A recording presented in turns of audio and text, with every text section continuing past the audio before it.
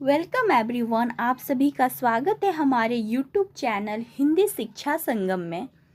मैं आप सभी के सामने अनामिका जी की नमक कहानी की व्याख्या करने जा रही हूँ। तो आइए नमक कहानी के बारे में देखते हैं। ये रहा हमारा बैनर। यहाँ टेलीग्राम ग्रुप का लिंक दिया हुआ है। आप यहाँ से टेलीग्राम ग्रुप हमारा ज्वाइन कर सकते हैं, जहाँ आपको पीडीएफ और नोट्स दिए जाएंगे। तो चलिए आगे बढ़ते हैं।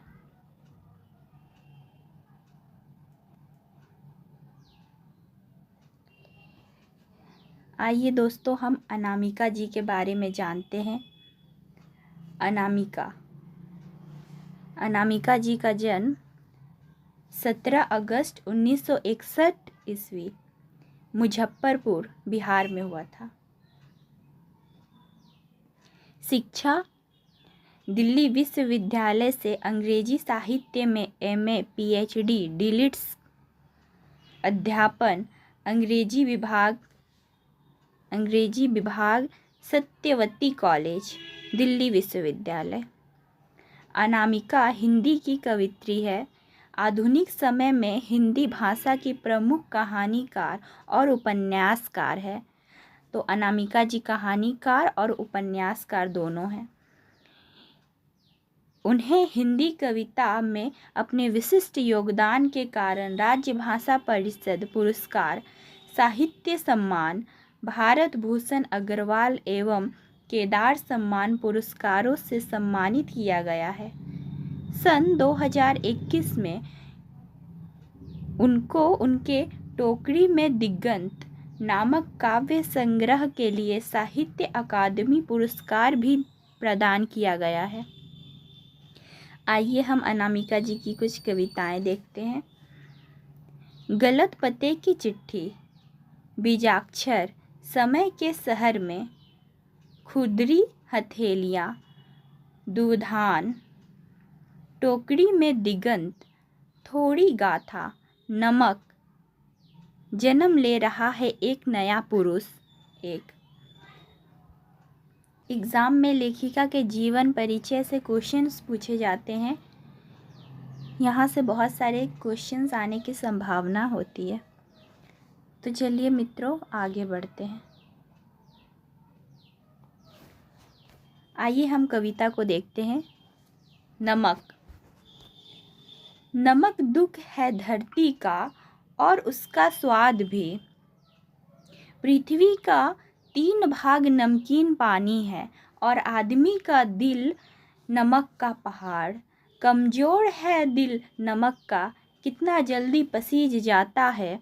गड़ जाता है शर्म से जब फेंकी जाती है थालियाँ, दाल में नमक कम या जरा तेज होने पर। तो ये रहा नमक कविता। आइए हम नमक कविता की व्याख्या करते हैं। संदर्भ: प्रस्तुत पंक्तियाँ आधुनिक काल की प्रमुख कवित्री अनामिका द्वारा रचित नमक कविता से लिया गया है।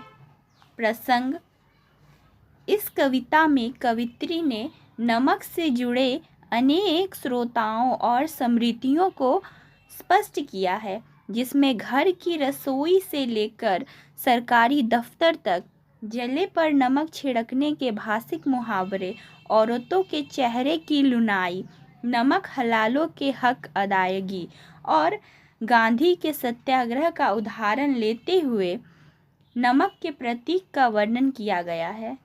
ये रहा प्रसंग। आइए आगे व्याख्या देखते हैं। व्याख्या: प्रस्तुत पंक्तियों में कवित्री नमक के विभिन्न प्रतीक का वर्णन करते हुए कहती है कि नमक दुख है धरती का। जिस प्रकार आंसू नमकीन होता है, उसी प्रकार धरती का दुख भी नमकीन है। धरती का स्वाद, हर्ष, आनंद सभी नमकीन ही है। पृथ्वी का 3 भाग भी नमकीन है, अर्थात पृथ्वी का 3 भाग समुद्र से घिरा हुआ है। आदमी का दिल भी नमक का पहाड़ है। जिस प्रकार ताप पाकर नमक पिघल जाता है, उसी प्रकार मनुष्य का हृदय भावनाओं में पसीज यानी पिघल जाता है। तो ये रहा मित्रों व्याख्या। आगे देखते हैं।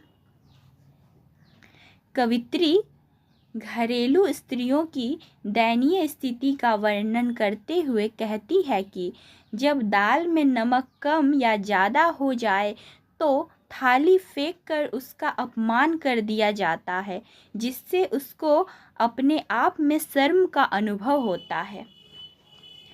तो ये रहा मित्रों व्याख्या। आगे हम विशेष देखेंगे। विशेष। नमक का संबंध स्त्री की त्रासदी से जोड़ा गया है। नमक को दुख और स्वाद का प्रतीक बताया गया है। तीसरा, इन पंक्तियों में मुक्तक छंद का प्रयोग किया गया है। चौथा, इसमें सरल हिंदी भाषा का प्रयोग किया गया है। पांचवा, इन पंक्तियों में समाज के बृहद रूप को दिखाया गया है, जिसका चरित्र समावेशीय है। तो ये रहा मित्रों व्याख्या। आशा करती हूँ कि इस कविता की व्याख्या आप सभी को अच्छा लगे तो चैनल को लाइक शेयर सब्सक्राइब करें। चलिए आगे बढ़ते हैं।